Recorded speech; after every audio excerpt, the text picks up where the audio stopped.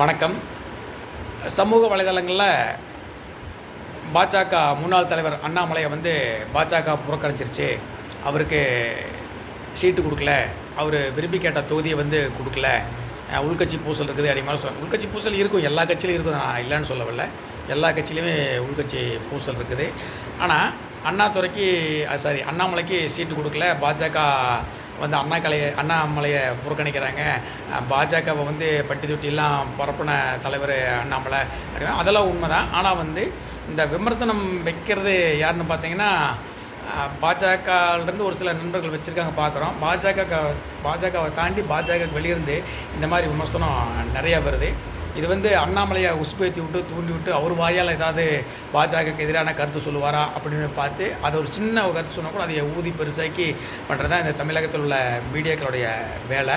ஆனால் நான் ஒன்று சொல்கிறேன், அண்ணாமலை அதுக்கெல்லாம் சிக்க மாட்டார். அப்படி உணர்ச்சி வசப்பட்டு பேசக்கூடிய மனிதர் அல்ல அவர். அவருக்கு என்ன பண்ணணும் ஏது பண்ணணும்னு அவருக்கு தெளிவாக தெரியும். பாஜகவுடைய தலைமையும் அவரை எதுக்கு பயன்படுத்தணும் அப்படிங்கிற பயன்படுத்திட்டு இருக்கிறாங்க. அவர் ஒரு தேசிய தலைவராக கொண்டு வரணும் அப்படிங்கிற நோக்கத்தில் பாஜக அவரை பார்த்துட்ருக்காங்க.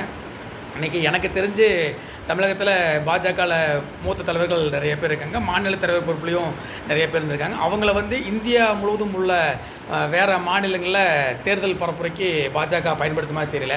ஆனால் அண்ணாமலை அவர்களை பீகார் தேர்தலில் பிரச்சாரத்துக்கு பயன்படுத்திருக்காங்க. இப்போ பார்த்திங்கன்னா பாண்டிச்சேரியில் பிரச்சாரத்துக்கு அவரை போக சொல்கிறாங்க. கேரளா அது ஆல் இந்தியா முழுவதும் உள்ள அனைத்து மாநிலங்களுக்கும் அண்ணாமலை அவர்களை பிரச்சாரத்துக்கு அனுப்புறதை நம்ம பார்க்குறோம். அதனால் அண்ணாமலை ஒரு திறமை வாய்ந்த ஒரு மனிதர், என்ன சொல்கிறது, ஒரு உன்னதமான தலைவர். அவரை பாஜக நல்ல முறையாக நாட்டுக்கு பயன்படுத்திக்கும். அதில் பாஜக நல்லவங்களையும் தவற விடாது.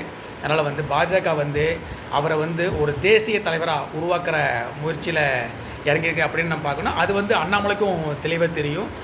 எந்த வகையிலையும் பாஜக அண்ணாமலையை புறக்கணிக்கவும் மாட்டாங்க. திறமையான ஆளுகளை என்றைக்குமே பாஜக கைவிடாது. உதாரணம், நம்ம வெளியுறவுத்துறை அமைச்சர் ஜெய்சங்கர், அஜித் தோவல், இந்த மாதிரி எல்லாம் பார்த்திங்கன்னா காங்கிரஸ் ஆட்சியில் அவங்களாம் எங்கே இருந்தாங்க, திறமையான ஆளுங்க, அவங்களாம் எங்கே இருந்தாங்கன்னு தெரியும். ஆனால் இன்றைக்கி பாஜக அவங்கள திறமையாக ரொம்ப நீட்டாக பயன்படுத்தியிருக்காங்க. அது மாதிரி அண்ணாமலையும் ஒரு திறமையான மனிதர். அவர் எப்படி பயன்படுத்தணும் அப்படின்னு பாஜக தெரியும். நாட்டை முன்னேற்றக்கூடிய ஒரு வேலைக்காக அண்ணாமலை திறமையாக பயன்படுத்த போகிறோம். எந்த காலத்தில் இருப்போமோ அவர் கண்டிப்பாக அவரை தேசிய தலைவராக உருவாக்குற முயற்சியில் பாஜக இருக்குது. அதே மாதிரி இங்கே இருக்கிற மீடியாக்களும் இந்த திமுக ஐடிவிங் இந்த மாதிரி எல்லாம் அண்ணாமலை புறக்கணிச்சு கத்தி கூப்பிட போடி, நான் பாஜக எந்த பிரச்சனையும் இல்லை, ஆனால் வெளியேருந்து அந்த மாதிரி கத்தி கூப்பிட போடுறாங்க.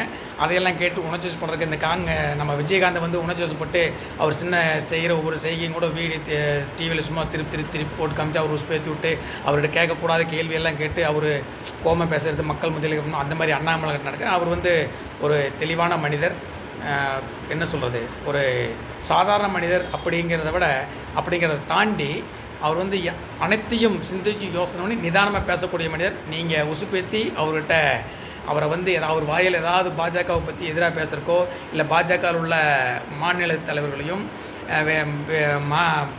தேசிய தலைவர்களையும் தப்பாக பேசுவோம் நீங்கள் எதிர்பார்க்குறீங்க. அது நடக்கவே நடக்காது. அவருக்கும் தெளிவாக தெரியும் பாஜக அவரை எந்த இடத்துல வச்சுருக்குது அப்படின்னு அண்ணாமலை அவருக்கும் தெரியும். அதாவது தமிழகத்தில் அண்ணாமலையை புறக்கணிக்கிறாங்கன்னு சொல்லி நீங்கள் என்ன செய்ய ஆசைப்படுறீங்கன்னு அவருக்கு நல்லாவே தெரியும். அது நடக்கவே நடக்காது. ஜெய்ஹிந்த்.